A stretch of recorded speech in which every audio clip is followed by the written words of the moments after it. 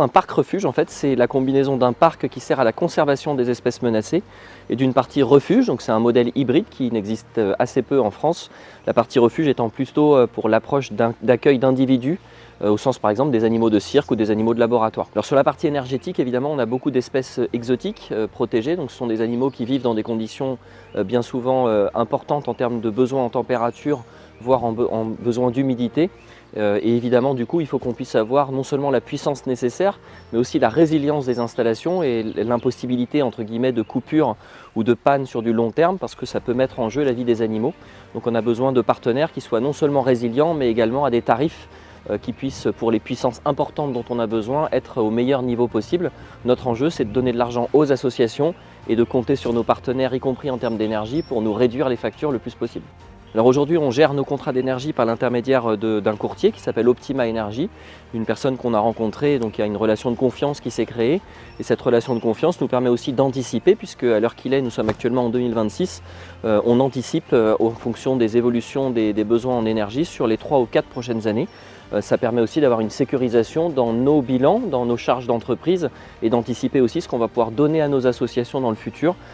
J'ai rencontré Sébastien en 2024, puis le contact s'est très bien passé. On sortait juste de la crise énergétique. Donc moi, mon travail, ma présentation de travail, comme on le fait chez Optima Energy, ça a été déjà de travailler sur l'optimisation des consommations.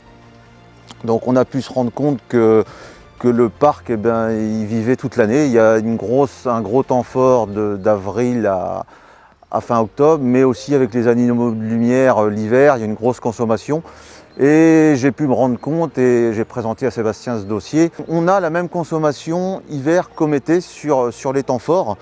Donc on a privilégié un contrat d'un fournisseur à prix fixe lissé sur 3 ans, mais avec toujours le même prix. Alors les avantages à être accompagné par Optima Energy, je dirais qu'il y en a un fondamental, c'est qu'on ne s'occupe plus du sujet, mais il y a énormément de sujets à traiter. L'un de nos sujets étant évidemment la satisfaction de nos visiteurs, puisqu'il y a aussi ce côté émerveillement qui est très important.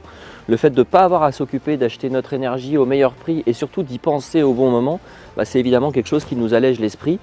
Tout ça pour un coût en plus sans faire de publicité déguisée, mais qui est très favorable, donc l'entreprise n'a pas de raison de s'en priver, quoi. Alors les projets du parc pour l'avenir, ils sont extrêmement importants. D'abord, il y a un projet d'extension. Aujourd'hui, le parc refuge, il est basé sur 12 hectares. Que ce soit pour la partie conservation des espèces ou pour la partie refuge, on a besoin de plus de place. Et donc, grâce à l'appui et à l'aide de la municipalité de Pont-Scorff, nous avons réussi à changer le plan local d'urbanisme pour étendre le parc de 12 hectares à 32 hectares.